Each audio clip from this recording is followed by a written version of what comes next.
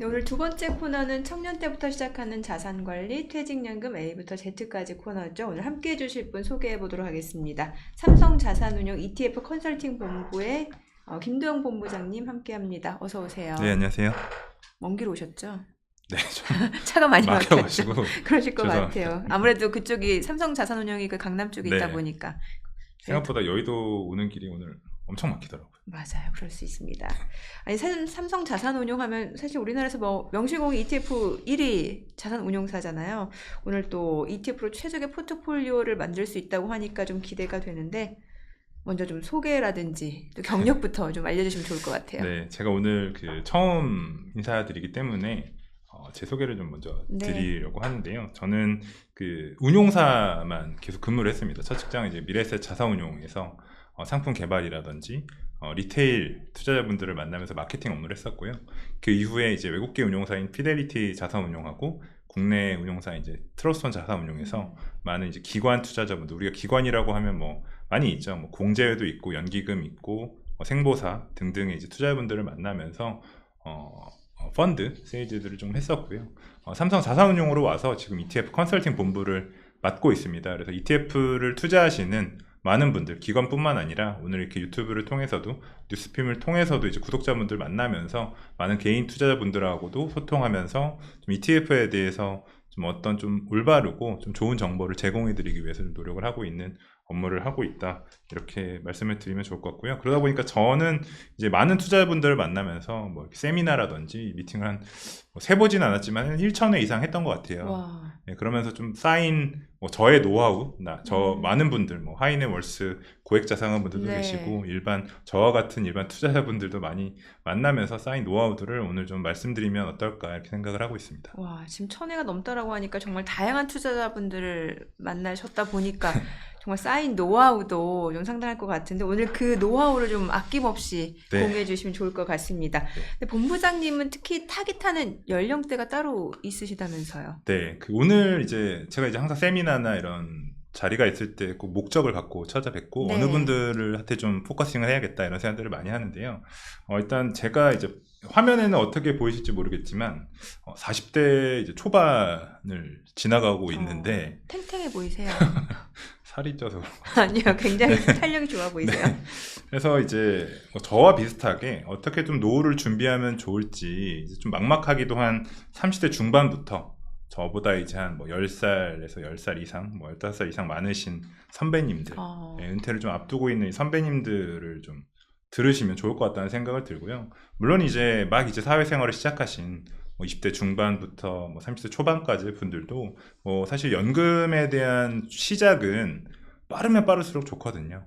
아무래도 돈이라는 게 계속 모여서 미리 준비해서 쌓아두면은 노후의 시기에는 그만큼 많이 쌓아가기 때문에 자본이라는 거를 좀 그런 측면에서는 모두에게 좀 좋은 내용이지 않을까, 이런 생각을 하고 있습니다. 사실 뭐 노후 준비라고 하면 빠르면 빠를수록 좋겠죠. 네. 네, 맞습니다. 그럼 오늘 전달하고자 하는 메시지는 한 줄로 요약해보면 뭐가 될 수 네. 있을까요? 그래서 투기를 하지 말고 투자를 하자. 투자를 하자. 그리고 예측하지 말고 대비를 하자. 어, 라는 말씀을 꼭 드리고 싶습니다. 이거는 사실 모든 금융시장, 자산시장에 통용될 수 있는 중요한 메시지인 것 같은데. 맞습니다. 자, 그럼 어떤 내용으로 좀 시작해보면 좋을까요? 투기가 아닌 투자를 하고 예측이 아닌 대비를 하자. 네. 사실 지금 이제 이 방송을 보고 계신 구독자분들께서는 네. 아무래도 투자에 대한 관심이 좀 많으실 테고, 그렇기 때문에 이런 유튜브도 챙겨보시고 실제로 투자를 많이 해보고 계실 거라고 생각이 그렇죠. 들어요. 하지만 이제 30대 중반 정도 지나면 시드머니라는 게 좀 더 많이 생기죠. 아무래도 신입사원 연봉 때보다는 연봉도 올라가셨을 거고, 조금이라도 올라갔을 거고, 물론 이제 결혼을 하시고 또 육아를 하시고 이러면은 지출도 많아지겠지만 기본적으로 투자할 수 있는 시드머니는 신입사원 때보다는 많아지셨을 거라고 생각이 들어요. 근데 이제 대부분 투자를 하실 때 기대 수익률이라든지 네. 나는 어떤 성향을 가지고 있고, 또 이 로스컷이라고 하는, 즉 나는 나만의 감내할 수 있는 손실률이 마이너스 5%인지 마이너스 10%인지 이런 좀 기준을 갖고 투자하시지는 않는 것 같아요. 근데 사실 이거는 일반적인 투자자분들 뿐만 아니라 제가 만나본 많은 고액자산가 분들도 이런 경향들을 좀 많이 갖고 계세요. 그냥 목표 수익률만 이렇게 높게 잡으시고 네. 높은 수익률을 쫓다 보니까 좀 실패하시는 경우들이 많이 있었는데요. 특히 뭐 최근에 보면은 이제 뭐 가상화폐도 사실 되게 많았었죠. 그렇죠. 예, 아무래도 특히 이제 그러면서 이제 포모 현상도 많이 나타났는데 특히 이제 뭐 선물 레버리지 이런 것들을 활용해서도 투자를 좀 많이 하시는 경우들이 있으시더라고요. 네. 그렇기 때문에 이런 분들은 사실 나는 투자를 했다고 하셨겠지만 제가 봤을 때는 저도 그런 경험들이 있지만 이제 투기를 하시지 않았나. 꼭 도박, 뭐 갬블이나 이런 걸 해야 카지노를 가야 그런 게 아니라 투기가 네. 아니라 분명히 우리는 투자를 하고 있는 줄 알았지만 좀 투기를 하고 있지 않았나 한번 스스로 되돌아봐야 되지 않나 이렇게 생각을 하고 있습니다. 저한테 하는 말씀인 줄 알았어요. 뭐 사실 잘 알려진 사례긴 합니다만 그 만유인력의 법칙 뉴턴도 투자 실패한 사례 꽤 있잖아요. 네, 그러니까 저는 사실 제가 본 적은 없지만 당연히 뉴턴이라는 네. 그 천재 과학자가 투자를 했다는 것도 좀 의외였고요. 실패한 사례가 되게 유명하더라고요. 그래서 보면은 1720년에 영국의 이제 사이프스라고 이제 남해 네. 주식이 이제 가장 대표적인 첫 주식의 버블 사례인데요.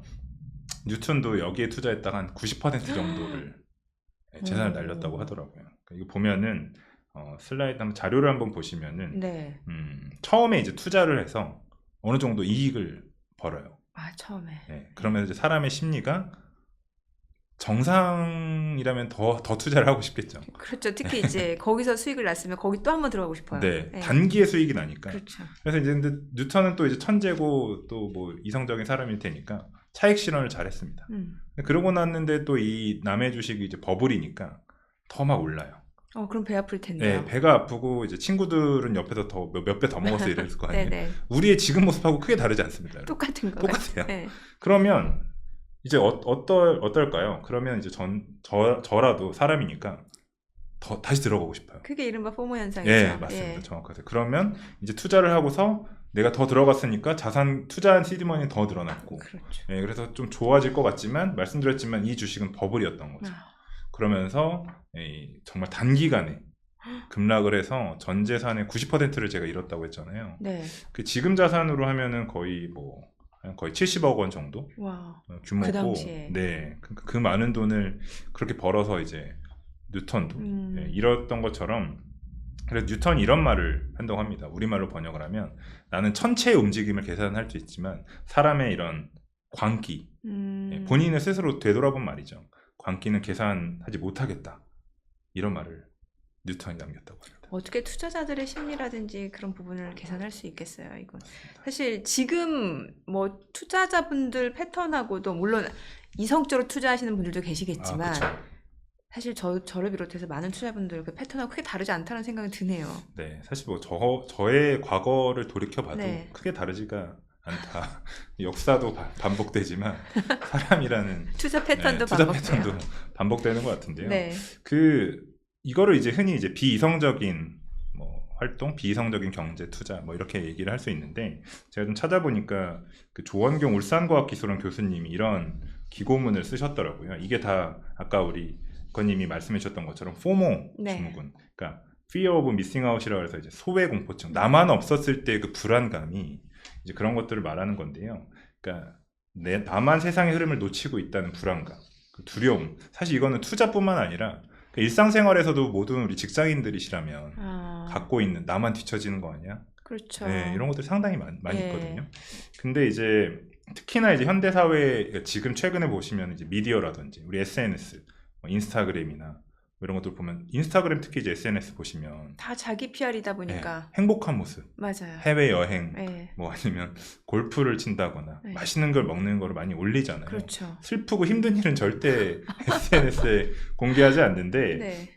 이런 것들을 보면은 제가 봐도 나는 집에서 그냥 가만히 있는데 누구는 이렇게 해외여행 다니네 그러면 사실 이게 포모가 올 수 있잖아요. 그렇죠. 네, 그래서 우리 흔히 이제 벼락거지다, 뭐 부동산 거지다, 뭐 하우스 푸어, 하우스 푸어다. 사실 뭐 거지라는 표현이 이제 저는 이제 너무 좀 자극적인 표현이라고 생각을 하는데 그러다 보니까 흔히 우리가 영끌, B2 이런 얘기들도 많이 나왔어요. 네. 그렇지만 사실 이런 좀 비이성적인 생각들, 이런 포모 현상들이 이런 투자의 행태를 많이 나타냈다고 좀 분석을 하셨고요.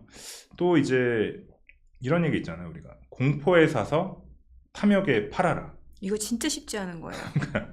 아니 공포가 왔는데 어떻게 사겠어요? 공포가 그 떨어지는 칼날이 모르죠. 어떻게 예. 여기서 더 내려갈 수도 있고 그러니까요. 우리가 코로나 때로 최근에 가장 큰 공포가 이제 코로나 때였는데 그때만 하루에 코스피 막 5% 이상 하락하고 장 열리자마자 그랬을 때 과연 그 어떤 용자가 시장에 뛰어들 수 더 있었을까? 떨어질 것 같은데. 네. 예. 사실 쉽지는 않습니다. 그러니까 그냥 격언인데요. 말 그대로 네. 격언인데 왜 이런 행태들을 보일까? 행동경제학에서 이렇게 얘기를 하고 있는데요. 한번 여러분들께서 같이 보시면서 네. 나는 이에 해당하지 않는지를 한번 점검해 보시면 좋을 것 같아요. 네. 그러니까 그걸 보시면 일단 손실이 발생한 자산에서 추가 손실이 발생하기 이전에 투자 자금을 회수하고자 하는 손실 회피 심리 네, 이런 것들이 있고요.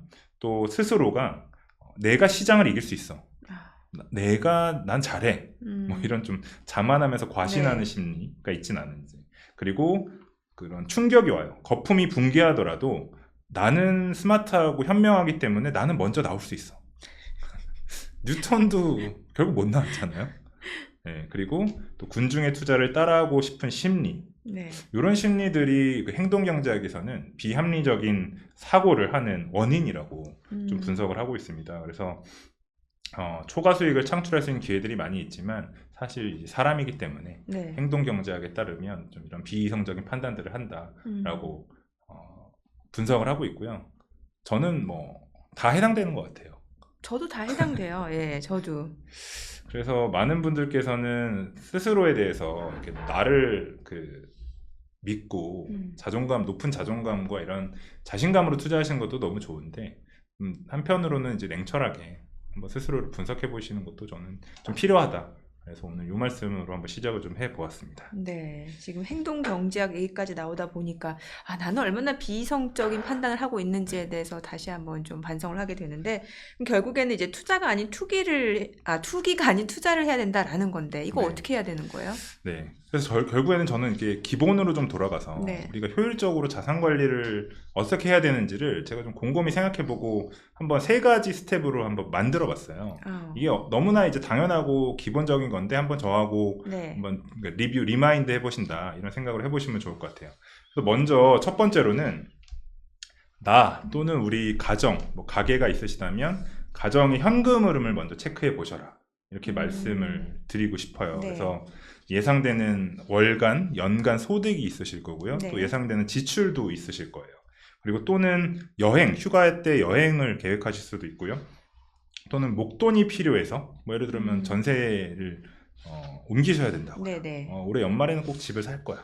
이랬을 때 큰 목돈이 들어가는 경우들이 있잖아요. 자녀분들 중에는 뭐 유학을 보내실 수도 있고 뭐 여러 가지가 있기 때문에 그런 것들을 계산해 보시고 한번 정리를 해 보셔서 내가 얼마만큼 투자할 수 있는 여유 자금이 있는지를 한번 알아보시는 게 좋을 것 같고요. 네. 두 번째로는 나는 어떤 투자 성향을 갖고 있는지 투자의 MBTI를 한번 알아보시면 좋을 것 같아요. 뭐 이런 거를 진단해보는 사이트도 있었던 것 같긴 한데 투자 MBTI요? 네. 뭐 그냥 우리 성격으로 말하는 MBTI 말고 네. 나는 투자를 그러니까 위험을 얼마나 감내할 수 있는지 네. 뭐 이런 등등을 알아보는 MBTI도 있더라고요. 근데 뭐 거창하게 MBTI라기보다는 나는 지금 내가 좀 주식을 더 선호하는 성격인지 아니 나는 안정한 게 더 좋아 네. 이런 것들을 기본적으로 좀 한번 스스로를 한번 진단해보는 것 좋을 것 같고요. 마지막으로는 투자를 하시기로 마음을 먹으셨으면 네. 좀 빠른 실행. 뭐 예를 들면 계좌가 없으신 분들은 사실 우리 구독자분들은 다 있으실 것 같긴 한데 없으신 분들은 계좌도 개설하시고 또 연금저축계좌나 뭐 IRP 증권사나 은행을 통해서 이제 개설하실 수가 있는데 머뭇머뭇하시고 하다 보면은 사실 지금도 벌써 6월 3일이거든요. 네. 저 사실 연초에 새해 복 많이 받으세요 한 지가 얼마 안 된 것 같은데 벌써 1년의 반을 지나가고 있는데 빨리빨리 실행하시고 저희 뉴스핌하고 같이 또 공부도 많이 하시고 네. 공부를 진짜 많이 하셔야 돼요. 왜냐하면 투기하는 분들의 특징이 뭐냐면 이 귓속말 너만 알아. 이거 정말 고급 정보야. 이런 거에 휘둘리셔가지고 얇은 귀로 그냥 무지성 투자를 하시는 분들 그게 결국 전 투기라고 생각을 하는데 내가 공부를 해서 내가 투자하는 자산에 대해서 믿음이 있고 조금 지금 부침이 있더라도 여러 가지 이유로 인해서 하지만 이거는 꼭 펀더멘탈도 좋고 이런 자산은 잘 갈 수 있어 라고 믿음이 있으시다면 그게 그 견딜 수 있는 또 감내할 수 있는 시간을 확보할 수가 있거든요. 그렇기 때문에 꼭 공부를 하셔라라고 말씀을 드리고 싶습니다. 다음 준비하신 내용은 워런 버핏 투자 철학인데 사실 워런 버핏 옹은 저희가 또 얼마나 이 거대한 부를 이루셨 네. 보니까 어떤 투자 철학이 있는지 좀 궁금하긴 하거든요. 네, 사실 뭐 워렌 버핏을 다룬 많은 서적들도 네. 있고 컨텐츠들을 보시면은 여러 가지 얘기들이 있죠. 뭐 첫 번째 원칙, 뭐 첫 번째 잃지 마라. 두 번째 첫 번째를 꼭 지켜라. 네. 뭐 그런 얘기들도 있었던 네. 것 같고요. 근데 제가 오늘 말씀드리고 싶은 거는 제가 이거 몇 년 전에 뭐 이렇게 기사를 보면서 그러니까 다큐멘터리하고 이제 기사를 보면서 본 내용인데요. 워렌 버핏 옹께서 그 미국 메이저리그 야구 마지막 현재까지 마지막 4할 타자 이야기를 그 다큐멘터리에서 언급을 하신 적이 있었더라고요. 네. 그 사람이 이제 테드 윌리엄스라는 분인데요. 무려 뭐 80년 전에 1941년에 이분이 4할 때 타율을 기록을 했대요. 그러니까 미국에서 우리나라도 4할 타자가 제가 마지막에 언젠지 기억이 잘 안 나는데 네네. 저 기억 안 나는 뭐 장효조 타자실까요? 하여튼 뭐 되게 오래전에 4할이라는 건 되게 어려운데 네네. 버핏이 얘기한 거는 테드 윌리엄스라는 사람이 스트라이크 존을 77개로 나눴대요. 그래서 제가 그 이미지를 가져와 봤는데 같이 네. 보면서 같이 한번 보시면 좋을 것 네. 같은데 77개 중에 이분이 이제 이 테드 윌리엄스는 한가운데 들어오는 공만 쳤다는 거예요. 그러니까 애매하게 이 야구에서 보시더라도 끝에 걸리거나 네. 좀 위로 자기가 치기 불편한 존에 오면은 쳐도 안타나 홈런을 칠 확률이 매우 떨어지는데 치기 좋은 가운데 들어오는 공이 제일 안타나 홈런을 칠 확률이 높잖아요. 그래서 테드 윌리엄스는 그 존에서만 그 들어오는 공에 한해서만 스윙을 많이 했다. 그러다 보니까 아무래도 타율이 좋았던 건데요. 워렌 버핏이 얘기하고 싶은 부분은 뭐냐면 그런 사각지대에 있는 공들, 그 사각지대에 있는 투자 내가 잘 모르거나 남이 하라고 하는 그런 투자에 시간을 허비하기보다는 내가 자신 있는, 내가 잘 알고 투자할 수 있는 그런 스윗 스팟에 있는 투자를 해라. 네, 그래서 뭐 남이 무시하더라도 멍청아 뭐 이래더라도 그냥 그렇게 투자했을 때 가장 확률이 높았다라고 이렇게 얘기를 하고 있습니다. 그래서 제가 드리고 싶은 말씀도 앞서서 말씀드린 공부를 하자라는 얘기하고 좀 일맥상통하는데요. 버핏 옹도 지금 90이 넘으셨는데 얼마나 많은 공부를 하고 계실까요? 예. 근데 저희도 이런 공부를 통해서 이 내가 자신 있는 이 나의 스트라이크 존, 나만의 스트라이크 존에서 스윗 스팟을 정하셔서 거기에 대한 좀 그 꾸준한 투자, 꾸준한 공부가 좀 필요하다 이렇게 좀 말씀을 드리고 싶습니다. 그래서 제가 뭐 이 테드 윌리엄스 얘기까지 해서 과연 나는 투자를 하고 있는지 혹시 투기를 하고 있는 건 아닌지 한번 또 되돌아보시면 어떨까 이렇게 생각을 하고 있습니다. 참 투자하려면 또 인내심도 굉장히 필요하다라는 생각도 들기는 해요. 네, 사실 주식시장 보면 요즘은 거래가 굉장히 활발하잖아요. 맞습니다. 이거는 뭔가 중장기 투자보다는 조금 단기 트레이딩으로 보시는 분들이 많은 건데. 맞아요. 예. 사실 이제 우리나라 ETF 시장이 예. 지금 한 140조 원이 좀 넘었거든요. 예, 그만큼 뭐 시장이 가파르게 성장을 하고 맞아요. 있는데 미국 시장이 가장 큽니다. 미국 시장이 이제 1경이 넘고 1경 가까이 돼서 우리나라는 미국에 비하면 사실 뭐 많이 작죠. 근데 이제 거래량으로 치면은 우리나라가 아마 전 세계에서 그 ETF 규모로는 한 11위 정도 되는데 네. 12, 11위 정도 되는데 거래량으로는 또 4위 정도 됩니다. 뒤지지 않네요. 그러니까 그만큼 우리나라도 워낙에 뭐 레버리지라든지 네. 인버스 투자를 ETF를 활용해서 많이 하고 계시기 때문에 뭐 그런 상품들은 또 단기 트레이딩 목적이기도 하고 또 이제 장기 투자를 할 수 있는 우리가 투자라고 하는 또 장기 목적의 투자도 좀 많이 필요하신 것 같아요. 그래서 오늘 이런 시간도 마련해 주시고 저도 좋은 기회에 또 이런 말씀을 드리고 있는 것 같습니다. 네. 투기가 아닌 투자를 하자를 좀 들어봤고 이번에는 그러면 좀 예측하지 말고 대비하자. 이거는 약간 주식시장에서는 그런 의미도 있잖아요. 왜 시장에 맞서지 마라. 네. 이런 얘기랑 좀 비슷한 얘기 맞습니다. 같기도 하고요. 네. 그 아까 이제 뭐 우리가 나는 되게 현명하고 투자를 잘한다고 예. 과신하는 심리 이런 거 있잖아요. 근데 그게 결국엔 시장에 맞서는 그렇죠. 거라고 생각을 하는데 예. 시장이 맞서지 않고 시장에 어떤 효율적 시장이라고 믿고 뭐 시장을 잘 활용을 하고 대비를 하면은 저는 좀 좋은 투자를 할 수 있다고 생각이 드는데요. 네. 제가 요 이야기 예측하지 말고 대비를 하자라고 말씀드릴 때 요 그 올해 증시를 흔들 수 있는 변수를 갖고 있는 거를 인물로 좀 소개를 해드리고 있어요. 어, 그래서 제가 인물 사진을 한 8명 정도를 슬라이드를 준비했는데요. 네. 보시면은 사실 뭐 이렇게 퀴즈는 아니지만 예, 한번 한 명씩 한번 보시면 먼저 뭐 잘 아시는 분들이에요. 그래서 제롬 파월, 네, 제롬 파월 연준 의장이 있고요. 그리고 바이든, 네, 라가르드 ECB 총재가 있고 바이든, 네. 네, 트럼프, 그리고 시진핑 중국 국가 주석도 있고요. 그 다음에 이제 러시아 푸틴 대통령하고 최근에 좀 관심을 많이 갖고 있었던 네. 이스라엘의 네타냐후 총리. 네. 네, 그리고 마지막에는 젠순왕도 있네요. 그렇죠. 그리고 일론 머스크 네. 있는데요. 이 인물들이 의미하고 있는 변수들은 사실 뭐 잘 아실 거예요. 그래서 제가 어떤 변수들이 있는지 한번 또 말씀을 드리려고 하는데 먼저 당연히 파월하고 라가르드 22 총재는 이제 금리, 그렇죠. 예, 금리에 대한 변수를 갖고 있고요. 또 올해가 슈퍼 선거의 해잖아요. 대선 있죠. 예, 그래서 트럼프와 이 바이든은 이제 대선 선거에 대한 이슈. 인도도 지금 이제 막 선거가 끝나고 이제 결과를 기다리고 있는데 네. 이런 선거들이 있고요. 또 중국 같은 경우는 이제 경기도나 또 미국과의 계속된 무역 분쟁이 있을 거고 또 러시아나 이스라엘 같은 경우는 지정학적 리스크가 있는데요. 지금 보시는 것처럼 이들 변수는 제가 파란색으로 표시를 했고요. 네. 젠슨왕과 일론 머스크는 분홍색, 핑크색으로 기업 실적이라고 표현을 했는데 무슨 차이가 있냐면 네. 파란색들의 변수는 우리가 다 예측하는 거예요.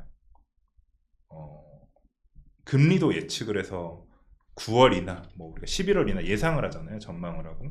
그리고 무역 분쟁도 언제 끝날 거야 이런 예측들을 하시고 전쟁도 곧 끝날 거라고 했지만 러시아 우크라이나 전쟁도 2년 반째 지금 계속 이어지고 있거든요. 그렇죠. 근데 하지만 실적이라는 거, 기업 실적이라고 하는 거는 어김없이 3개월마다 기업들이 팩트로 숫자로 예. 발표하는 거기 때문에 저는 이제 대비를 하기 위해서는 정말 실적에 집중을 해서 숫자로 보여주는 팩트에 기반한 투자를 하자.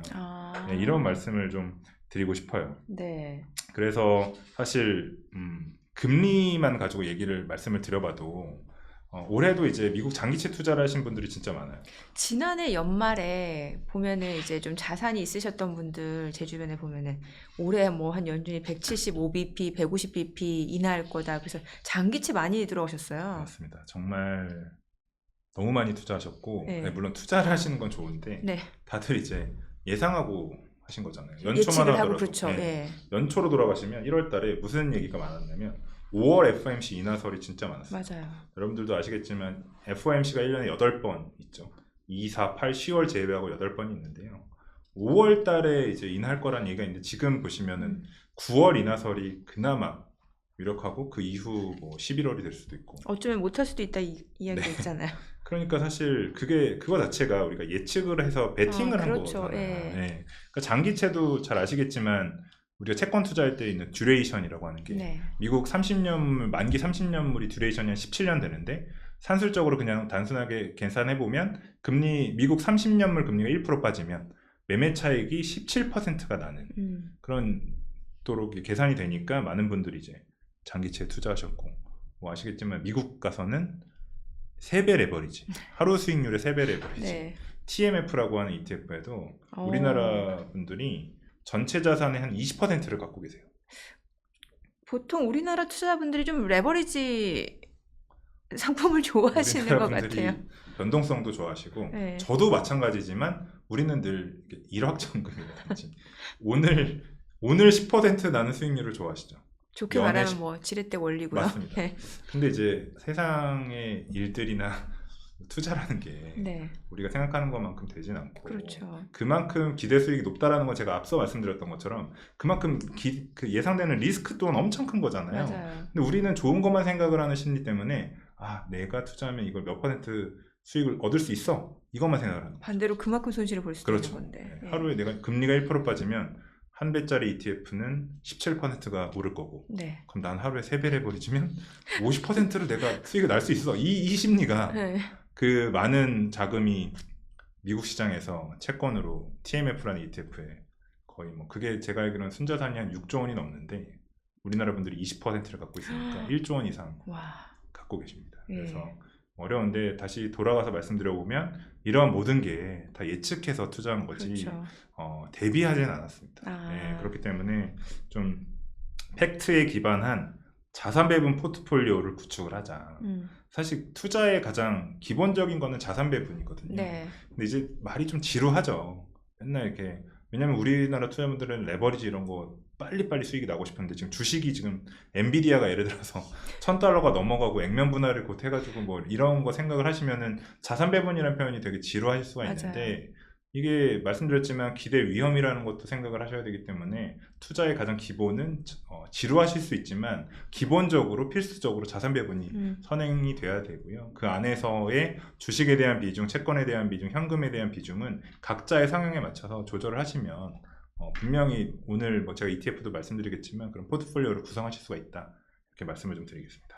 그 말씀해주신 팩트에 기반한 자산 배분, 포트폴리오 구축 이거 어떻게 하면 되는 거예요, 그러면?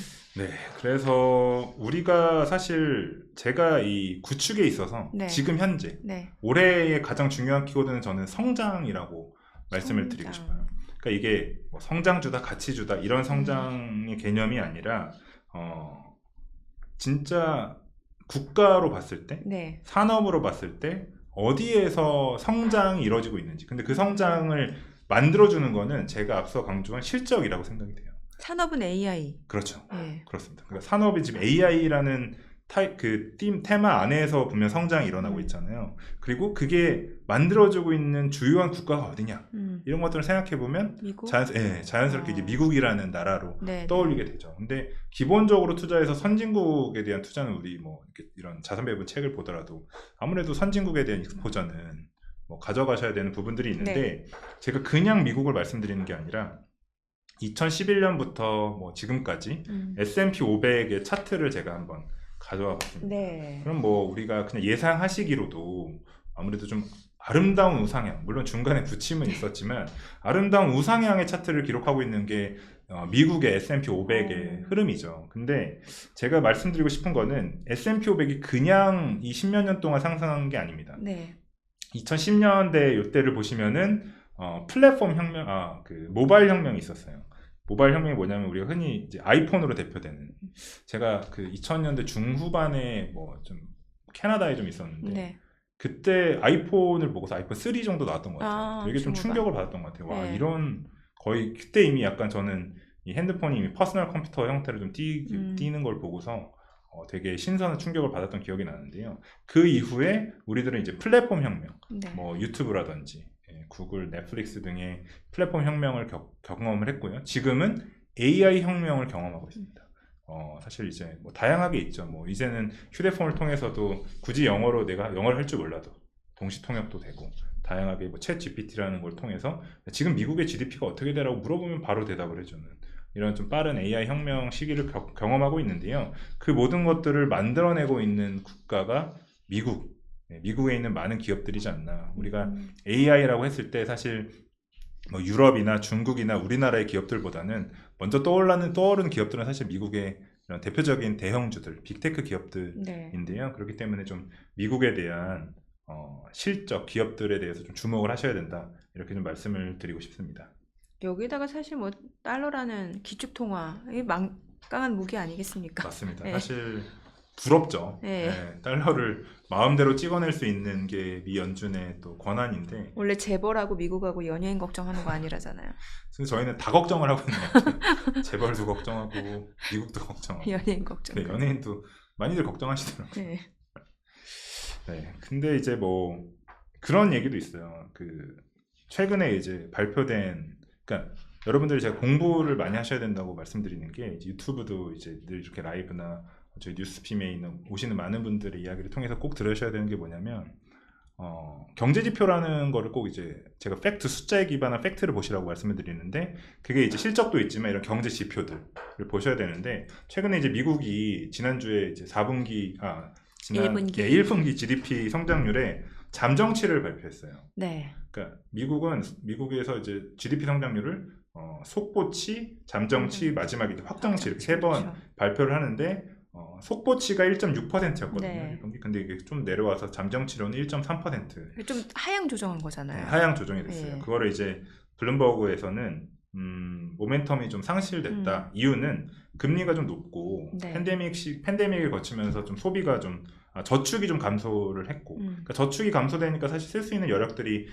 통장에서 꺼냈어야 되는데 이런 소비 심리가 좀 약화된 거, 뭐 소득, 실질 소비도 감소했다. 네, 그런 부분들이 좀 위축으로 나타났다라고 얘기를 하거든요. 왜냐하면 우리가 경제학에서 보면은 GDP 성장률이라는 거는 소비하고 정부 지출, 그리고 민간이나 정부의 투자, 그리고 이제 무역 수지, 무역 흑자 등으로 이제 총합된 게 이제 GDP 성장률인데, 기본적으로 좀 소비가 많이 위축된 부분, 그리고 민간의 투자가 좀 위축된 부분들이 GDP를 1분기 GDP가 좀 내려간 게 아니냐, 이렇게 분석을 하고 있습니다. 근데 뭐 전반적으로 글로벌 IB나 미국의 애틀란타 연방준비은행에서 발표하는 전망치들이 있거든요, GDP. 네. 그런 것들을 보면은 크게 꺾이지는 않아서 않다고 이제 걱정할 수준은 아니라고 분석을 했는데, 그 이유를 이제 최근에 나온 또 지표로 말씀을 드려보면 PC 소비자 물가 지수를 보시면은, 개인 소비 지출. 네, 개인 소비 지출을 보시면 크게 뭐 둔화되지 않았어요. 보니까 전월 대비 0.2% 상승했고,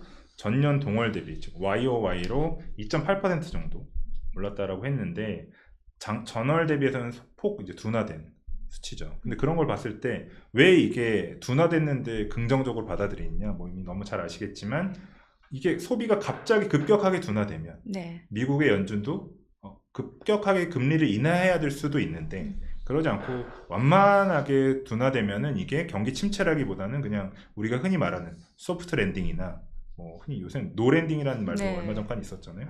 그런 것들을 좀 보고 있기 때문에 크게 뭐 미국의 성장을 우려할 부분은 아닌 것 같다, 이렇게 좀 판단을 하고 있습니다. 그래서 이제 성장하면은 미국 쪽도 꼭 봐야 된다. 그렇죠. 예. 또 GDP 성장률 얘기하면 인도 빼놓을 수 없잖아요. 맞습니다. 저도 이제 인도를 가본 적은 없고 예. 방송을 통해서 이제 여행기를 이제 보고 있는데 음. 인도가 상당히 흥미로운 나라인 것 같아요. 근데 요즘에 보면 주요 기업들이 중국 대신에 인도 쪽으로 많이 눈을 돌리잖아요. 맞습니다. 예. 뭐 흔히 이제 뭐 새로운 공급망, 글로벌 공급망의 새로운 개척지가 인도다. 그리고 말씀해 주셨던 것처럼 이제 포스트 차이나가 네. 인도다, 이런 얘기를 많이 하시죠.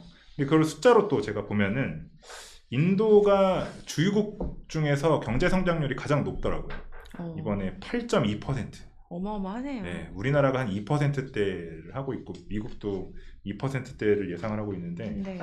인도가 그러니까 8%면은 한창 중국이 고도 성장을 막 기록할 때 타겟이 8%였거든요. 그때하고 이제 유사한 성장을 실제로 보여주고 있는데, 이게 아무래도 인도가 여러분들도 잘 아시겠지만 인구가 가장 많잖아요. 네. 그리고 뭐 땅도 넓고 제조업 강국으로 되고 있습니다. 이제는 이제 메이드 인 차이나가 아니라 이제 메이드 인 인디아라고 많이 부르고 있는데, 특히 이제 말씀드렸다시피 미중 무역 분쟁이 제가 기억하기로는 2017년부터 이제 있었는데, 그 대안초로 나오는 게 이제 인도인 거죠. 그래서 애플이 만들고 있는 폭스콘 공장도 인도로 넘어가고, 우리가 잘 아는 뭐 아마존닷컴이나 이런 구글 등등의 빅테크 기업들이 인도에 많이 투자를 하고 있습니다. 그렇기 때문에 인도가 빠른 성장을, 이런 일반적인 제조업 산업뿐만 아니라 IT 분야에서도 인도는 고성장을 지금 이루고 있거든요.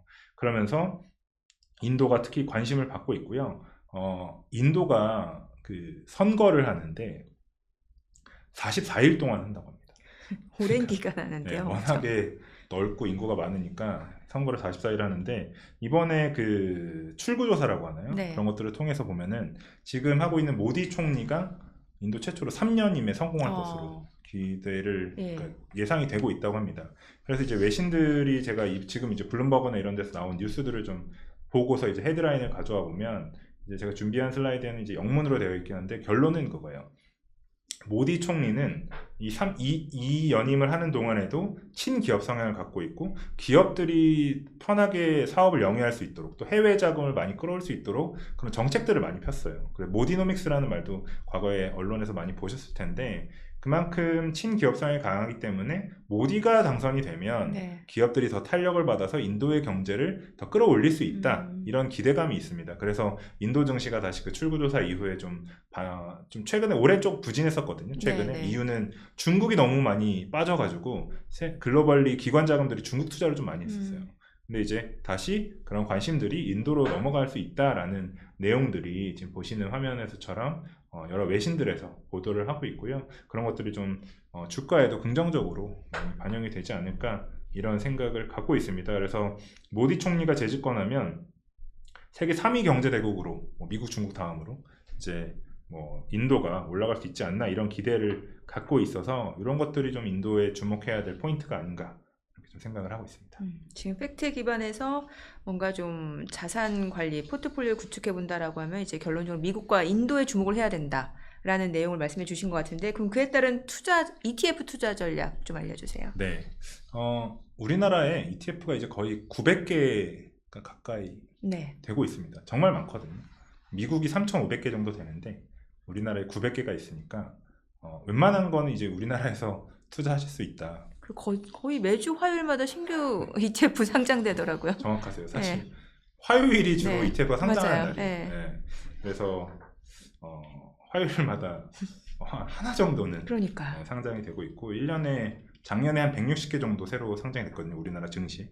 올해도 많이 될 것 같아서 저를 포함해서 많은 ETF 운용사에서 열심히 또 투자자분들을 위해서 땀을 흘리고 있다는 말씀을 드리면서 네. 미국과 인도, 즉 미인 투자는 어떻게 해야 되냐? 미인 투자. 네, 미인 투자를 어떻게 하냐 보면은 저는 오늘 계속 이제 잔재주를 부르기보다는 기본에 입각한 백투 베이직 그리고 심플 이즈 더 베스트라고 늘 생각을 하거든요. 그러면 뭐냐? 이미 알고 계시겠지만 미국의 대표 지수, 인도의 대표 지수에 기본적으로 투자를 하셔라. 그리고 오늘은 연금, 노후를 위한 주제잖아요. 그렇기 네. 때문에 물론 테마나 이런 섹터보다도 대표 지수를 무조건적으로 많이 가져가시기를 저는 제안드리고 싶어요. 그래서 잘 아시는 것처럼 S&P 500이라든지 네. 나스닥 100 이런 상품들은 가장 기본적으로 투자하는 필수적인 상품이라고 생각이 들고요. 저희 삼성자산운용 코덱스에도 이런 나스닥 100과 S&P 500을 추종하는 ETF가 4종이 있습니다. 그래서 환해지형도 있고요. 네. 환오픈형도 있으니까 상황에 따라서 선택하시면 좋을 것 같고요. 기본적으로 장기 투자는 환오픈형을 가져가시는 게 맞아요. 그러니까 달러와 원달러의 그 변동성을 열고 가시는 게 네. 좋은 이유는 일단 기본적으로 시장에 충격이 오면 달러는 아무래도 강해지겠죠. 그렇죠. 네, 그러면 좀 충격을 줄여줄 수 있는 장치가 되고 앞서 말씀드렸듯이 미국의 성장이 우리나라의 성장보다 GDP 성장률로 비교하기보다는 경제 규모라고 봤을 때는 성장이 더 나온다고 봤을 때 미국의 금리를 좀 인하하더라도 가파르게 인하하진 않을 거거든요. 그런 걸 봤을 때는 미국의 그러니까 달러 환율은 제가 알 수는 없지만 아무래도 그 지금 밴드에서 크게 그리고 또 장기로 봤을 때는 환율은 거의 수익에 영향을 크게 주진 않는 것 같아요. 네. 그렇기 때문에 주로 환오픈형으로 투자하시는 게 낫고 환해지 하는 경우에 또 비용이 발생을 하거든요. 그래서 지금 현재 수준으로는 환해지를 하는 모든 상품들은 한 2% 수준, 연 2% 정도의 비용이 발생합니다. 환해지를 그냥 하는 게 아니기 때문에 그런 비용이 발생하기 때문에 주로 좀 환오픈으로 투자하시면 어떨까 이런 생각이 들고요. 그래서 이런 상품을 저희 코덱스 ETF에서 매우 낮은 보수로 만나보실 수가 있고요. 또 인도도 니프티 50, 니프티 50 네. 인도에 있는 50개 기업들을 모아놓은 인도 니프티 지수를 그대로 추정하는 ETF도 저희 코덱스에 있으니까요. 한번 만나보시면 될 것 같고요. 이 예전에 미국에서 그 50개 대형주들 갔던 장세를 벤치마킹한 건가요? 이름이? 니프티 50. 네. 맞습니다. 그 니프티가 이제 인도의 이런 그 거래소고 거기에 있는 50개 종목들을 50개. 모았다. 예전에 미국에 니프티 50 장세 있었잖아요. 예전에. 예전에요. 네, 아주 예전에. 제가 40대 초반이라 아닙니다. 네. 네. 자, 그럼 이게 지수를 추종하는 ETF고 지수 말고 또 그러면 성장이라는 그런 키워드에 맞춘 산업, 산업에 투자하는 ETF가 또 있을 거 아니에요. 제가 이제 이 S&P 500이나 나스닥 100은 이제 우리 옛날로 치면은 성문 기본 영어라면 그다음이 종합 영어인가요? 순간 헷갈리는. 네. 그 업그레이드 버전으로는 이미 잘 아실 수 있겠지만 미국 반도체 ETF에 대해서 좀 말씀을 드리고 싶어요. 그러니까 앞서도 말씀해 주셨지만 AI 없이는 이제 산업의 성장이 헬스케어도 그렇고 그렇죠. 자동차도 그렇고 모든 산업이 지금 반도체랑 엮여 있다 보니까 자연스러운 발전이라고 생각이 드는데 이 AI와 연관된 또 반도체 산업의 성장이 빠르게 이어나가고 있죠. 그런 것들을 잘하는 관심을 받고 있는 게 우리나라 분들이 또 좋아하시는 엔비디아라든지 이런 브로드컴이나 퀄컴 이런 반도체 회사들, 또 TSMC라든지 또 네덜란드의 ASML 이런 기업들이 많이 각광을 받고 있거든요. 그런 기업들을 또 25개 모은 또 미국 반도체 ETF가 또 있습니다. 그런 상품도 사실 연초에 수익률이 좋아서 개인분들이 투자하신 그 규모 면에서 되게 상위권에 이름이 들어가 있고요. 사실 이름도 그냥 심플하게 미국 반도체이기 때문에 네. 한번 찾아보시면은 좋을 것 같고요. 제가 이제 뭐 관련 종목들을 이렇게 로고로 좀 준비해 봤는데 화면에 보시는 것처럼 엔비디아, TSMC, 브로드컴. 그러니까 이 상품은 반도체에는 사실 여러 개의 밸류 체인이 있잖아요. 예. 그게 이제 비메모리 반도체로 보면은 팹리스, 설계하는 팹리스가 있고 그 안에 이제 위탁 생산하는 네. 위탁생 파운드리가 있고 그 다음에 후공정 단에서 잘 만드는 게 아니라 포장도 잘해야 되고 네. 검사를 해야 되는 이런 후공정 뒤에 이 밸류 체인이 있는데 그 밸류 체인에서 1, 2위 하고 있는 기업들 다 들어가 있네요. 예, 잘하는 기업들만. 왜냐하면 반도체 산업은 정말 독과점 시장이잖아요. 예. 뭐 10개 기업이 하나에서 잘하는 게 아니라 그 자본력과 기술력을 갖고 있는 두세 개 기업이 시장을 선도하는 산업이기 때문에 투자의 관점에서는 이런 기업들에 조금 더 비중을 높게 투자하는 게 수익률에서 아무래도 좀 좋기 때문에 이런 상품도 많이 관심을 갖고 계시고요. 저 개인적으로도 사실 연금 계좌에서는 계속 좀 비중을 많이 갖고 이거는 또 말씀드리지만 그냥 지금 많이 올랐다고 파는 게 아니라 계속 가져가는 뭐 연금 개시할 때까지도 가져갈 수 있는 상품이라고 생각이 들어요. 그래서 앞서 말씀드렸던 그런 대표 지수들하고 같이 한번 잘 검토해 보시면 좋을 것 같고요.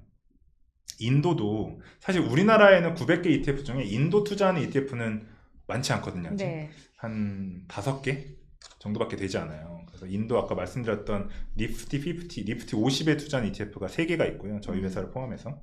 그리고 최근에 저희가 주목했던 게 인도도 어쨌든 이머징 국가라고 표현을 해보면 네.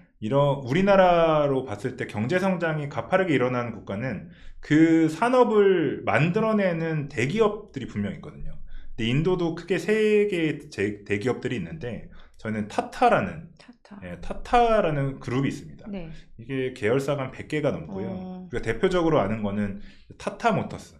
예전에 쌍용 자동차를 인수했던 타타가 뭐 랜드로버나 이제 제규어 같은 브랜드들을 갖고 있는데 타타 모터스부터 해서 인도가 그 전 세계의 그런 IT 서비스 그 강국이거든요. 그러니까 무슨 말씀이냐면 쉽게 말씀드리면 뭐 이렇게 IT 솔루션을 제공하는 아니면 진짜 뭐 콜센터라든지 왜냐하면 인도 분들은 되게 스마트한데 영어도 할 수 있고 대신 노동 인건비가 상대적으로 저렴하잖아요. 그러니까 많은 글로벌의 대기업 테크 기업들이 인도의 그런 풍부한 인적 인프라를 활용을 하려고 해요. 그런 것들이 인도에서 이제 IT 산업으로 활성화되고 있는데 타타 컨설턴시라는 회사가 글로벌 2위 정도 하고 있거든요. 네네. 그런 기업들도 이제 타타에서 갖고 있는데 이런 타타 그룹이 인도의 핵심 성장 동력이 IT, 소비재, 인프라 이 3개인데 이 3개를 모두 다 잘 갖춰놓은 잘 분산된 계열사들 포트폴리오를 갖고 있더라고요. 그래서 그 중에서 10개의 기업을 선별한 ETF도 있습니다. 그래서 저희 뭐 인도 타타 그룹 ETF도 한번 관심을 가져보시면 인도의 지금 이런 높은 성장을 같이 좀 꾸준히 수익으로 추구할 수 있지 않을까 이렇게 생각을 좀 하고 있습니다. 네, 지금 이제 말씀해주신 내용은 이제 미국과 인도 시장을 추종하는 이제 ETF 그리고 이제 뭔가 좀 성장 산업에 기반한 ETF 좀 설명을 주셨는데 그러면 이제 이게 다 좀 어느 정도 주식 쪽이잖아요. 그럼 채권 투자하시는 분들을 위한 ETF도 좀 있을 것 같아요. 네, 맞습니다. 일단은 주식 대비해서 채권은 좀 재미없다고 느끼실 네네. 수도 있는데요. 그럼에도 불구하고 우리는 아까 말씀드렸지만 이제 3배 레버리지 ETF로 투자하시고 채권에 대한 투자를 많이 관심을 갖고 계신데 제가 자산 배분이 중요하다고 말씀드렸잖아요. 팩트에 기반한 자산 배분인데 자산 배분은 당연히 주식하고 채권이 필수적이죠. 그렇죠. 채권에 대한 투자를 하셔야 되는데 지금 제가 채권에서 말씀드리고 싶은 팩트는 뭐냐면 금리 레벨이에요.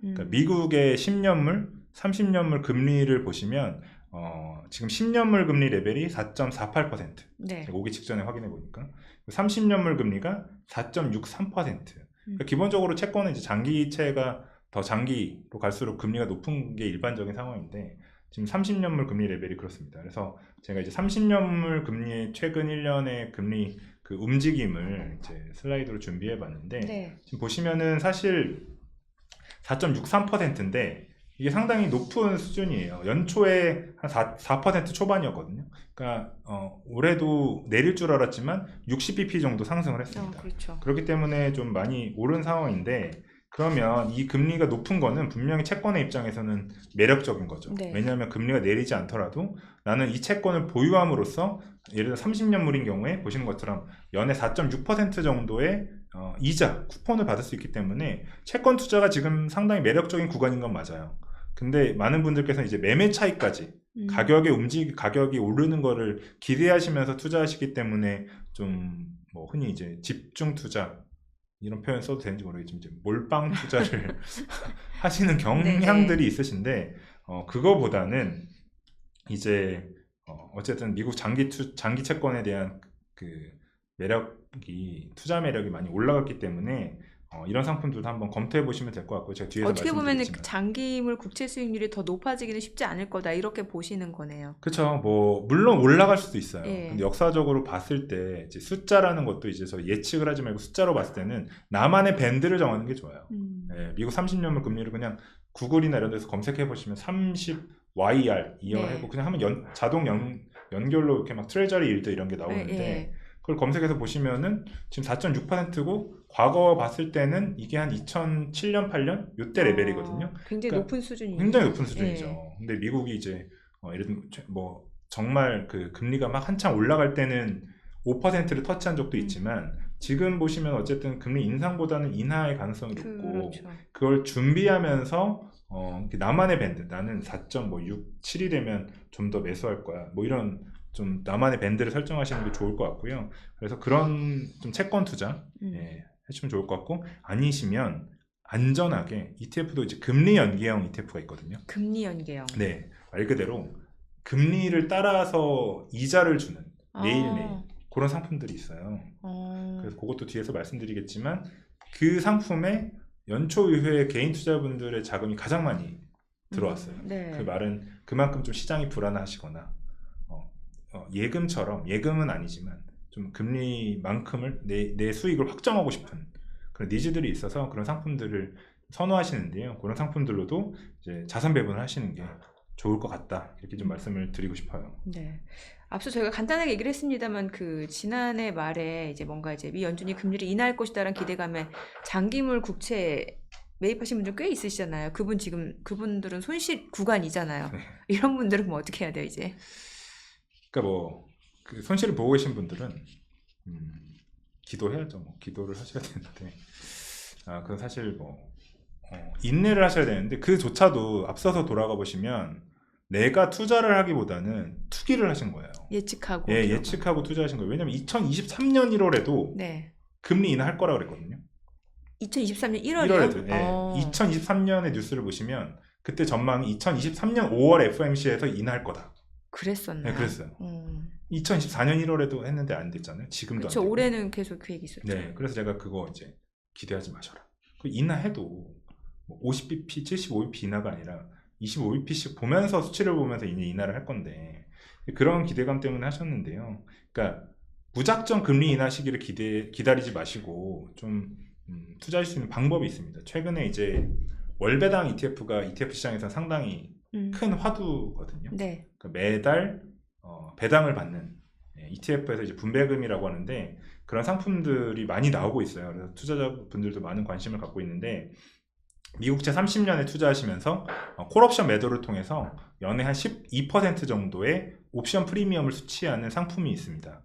그래서 그런 것들을 저희가 상장을 했기 때문에 좀 채권 투자에서는 무조건적으로 미국채 장기채만 투자하시는 게 아니라 옵션 프리미엄을 수취하면서 금리 인하 시기를 좀 대비하시는 전략을 좀 가지시면 좋을 것 같습니다. 그러니까 지금 말씀 주신 대로 이제 월배당 ETF에 대한 투자분들 관심이 굉장히 높아지고 있는데 그 콜옵션 매도 이 용어가 좀 생소하거든요. 그렇죠. 사실 이게 저도 여러 번 이제 그 세미나를 통해서 커브드 콜 전략이라든지 콜옵션 매도 전략을 뭐 부동산 분양권이나 이런 걸로도 설명드려보고 비유해서 해보고 했는데 그래도 어렵더라고요. 근데 이 지금 말씀드리는 방법은 타깃 프리미엄 전략이라고 해서요. 그러니까 기초 자산을 미국채 30년을 100% 매수를 하고 일정 부분 연 12%의 옵션 프리미엄을 갖기 위해서 일정 부분 그 콜옵션을 매도합니다. 채권, 미국 장기채와 연동된 옵션을 매도하는 건데 이 옵션을 매도할 때마다 프리미엄이 발생을 해요. 그 이유는 쉽게 설명드리면 삼성전자로 말씀드리면 삼성전자가 지금 오늘 5만 원인데 제가 5만 원에 살 수 있는 콜옵션이라는 건 살 수 있는 권리잖아요. 그래서 그거를 매도하는 거예요. 누군가에게. 그러면 6만 원으로 오르면 삼성전자가 그 콜옵션을 사신 분은 저한테 행사를 하겠죠. 5만 원에 나 줘. 그렇죠. 그럼 전 드리지만 프리미엄 피를 받죠. 그래서 만 원어치에 5만 원에서 6만 원으로 간 제가 그 수익은 못 얻지만 프리미엄을 얻는 거고 반대로 5만 원이라 4만 원이 됐어요. 그럼 그분은 행사를 안 하겠죠. 그렇죠. 예, 그러면 저는 그 대신 또 역시 프리미엄을 받아요. 그러면 저는 그 프리미엄으로 옵션을 행사 안 하면 그러니까 옵션 행사 안 한 걸로 프리미엄을 받는데 그런 식으로 이제 하는 방식을 이제 콜옵션 매도 전략, 커브드 콜 전략이다 이렇게 말씀을 드리고 있습니다. 여전히 어려우실 수는 있지만 이런 커브드 콜 전략을 활용해서 연에 타겟하는 프리미엄을 수취하면서 미국 장기 금리가 인하하는 것을 좀 대비할 수 있는 방법이 있기 때문에 이런 것들을 좀 한번 관심 있게 저희 홈페이지나 이렇게 검색을 해보시면 나올 것 같습니다. 이게 이제 월배당 ETF고 네. 그 금리 연계형 상품 이거는 이제 좀 뭔가 변동성을 대비하는 상품이라고 말씀을 주셨으니까 이것도 좀 설명해 주세요. 네. 제가 먼저 말씀드리면 제가 이게 네이밍을 좀 막 해보려다가 좀 실패한 것 같긴 한데 왜요? 제가 강조하고 싶은 이제 자산 배분, 팩트에 기반한 자산 배분 포트폴리오가 미인장금이거든요. 미국, 인도, 장기 국채, 마지막에 금리 연계형인데 금리 연계. 미인까지는 되는데 장금이 좀 이상하더라고요. 대장금도 아니고. 대장금도 아니고. 네. 저 미인 대장금 하려다가 또 요즘 분들은 모르실 것 같아가지고. 그럴 수 있어요. 네, 미인 장금으로 하는데 이제 마지막에 금리 연계형. 이 상품이 뭐냐면 사실 채권으로 하셔도 크게 무리가 되진 않는데요. 금리 연계형 상품은 말 그대로 금리를 추종하는 상품이에요. 그래서 대표적으로는 이제 CD 금리, 은행에서 발행하는 양도성 예금 증서를 저희가 CD라고 하는데요. 네. 그 금리를 그냥 네이버나 이런 데서 검색을 해보시면 검색창에 검색해보시면 금리 레벨이 바로 나오거든요. 지금 한 3.6% 정도 되는데 그 3.6%의 하루치 이자를 주는 금융 상품입니다. 그래서 이 CD 금리는 저희 회사도 있고 타사들도 있는데 저희 회사 상품 같은 경우는 상장하고 나서 작년에 상장했는데 한 번도 마이너스를 기록한 적이 없어요. 하루 수익률이. 네. 이유는 하루치 이자를 드리기 때문에 이 상품이 마이너스를 기록하려면 우리나라의 CD 금리가 마이너스로 가야 돼요. 예, 그러면 이제 하루 수익률이 마이너스가 날 텐데 그러지 않은 상품이고요. 그래서 이거를 계속해서 쌓아나가는 이자를 계속 쌓아나가는 일복리 형태의 상품입니다. 그러다 보니까 이게 투자자들의 자금이 많이 모여서 올해에만 개인 순매수가 제가 알기로는 한 5천억 원 이상 엄청 많이 들어왔거든요. 그런 이유는 단기 유동성 관리에 상당히 효율적이기 때문입니다. 네. 개인뿐만 아니라 기관 자금도 많이 들어왔는데 내가 지금 미국에 대한 주식 투자도 하고 싶고 오늘 같은 경우에도 사실 제가 특정 종목을 얘기해도 되는지 모르겠지만 반도체 관련주가 좀 하락을 크게 보였어요. 장중에. 그런 종목들 같은 경우에도 그런 걸 보고서 내가 좀 들어가야 될까 아니면 나와야 될까 이런 걸 했을 때 잠깐 쉬어가는 혹시 델? 아니 그 국내장에서 국내. 델도 마찬가지. 델도 그렇고 오늘 한미 반도체 같은 급락을 좀 했는데 저는 뷰는 없지만 델이나 그런 내가 관심 있는 미국 반도체나 국내 반도체 산업에서 그런 충격이 왔을 때 예를 들면은 그 투자를 더 하고 싶어요. 그러면 일단은 현금이 있어야 투자를 추가적으로 할 수 있는데 그럴 때 쉬어갈 수 있는.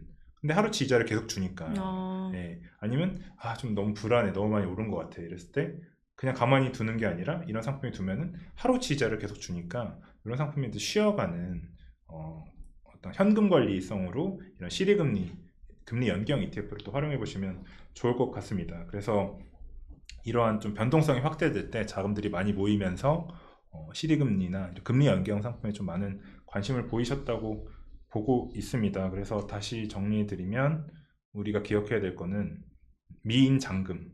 더 좋은 네이밍이 있으면 좀 알려주시면 좋을 것 같은데요.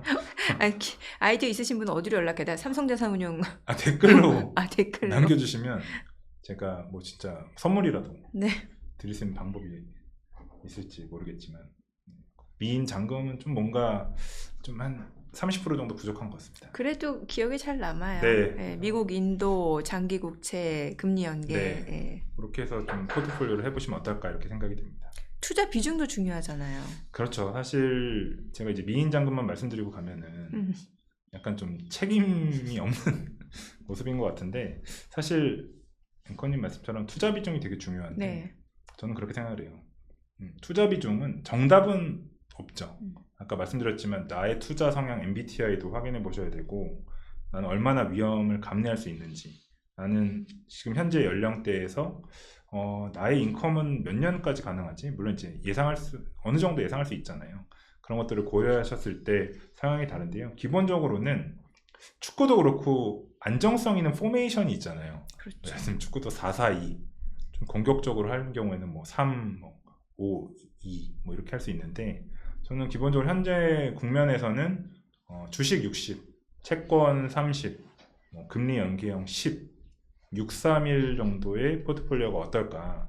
그 안에서는 뭐 S&P 500이나 나스닥 100, 뭐 미국 반도체 아니면 인도 등등은 본인께서 공부하셔서 편안하게 투자를, 내 마음이 가장 편안한, 내가 밤에 누워서도 중간에 깨서 주식시장을 안 보더라도 편안할 수 있는, 이런 연금이라는 투자는 일반 계좌야 뭐 개별 종목 하시는 분들도 많으실 거고, 그런 충격이 왔을 때 계속 이렇게 보셔야 되는, 그래야 좀 마음이 편하실지 모르겠는데, 연금 계좌는 인출을 물론 하셔야 되는 경우도 생기지만 투자의 그러니까 기간 자체가 길잖아요. 그렇기 때문에 그냥 편안하게 주무실 수 있는, 10시 반에 열리는 미국장 정도만 확인하시고 11시부터 한 6시, 7시간 정도는 주무셔야 건강한 신체에서 건강한 마인드와 투자에 또 국장을 대비하셔야 되잖아요. 그렇죠. 네, 여러분들이 그래서 그런 면에서는 그냥 편안하게 본인이 내가 좋아하는 나만의 그런 비중을 가져가시면 어떨까 생각이 듭니다. 그래서 제가 오늘 말씀드린 상품들은 대부분 이제 대표지수나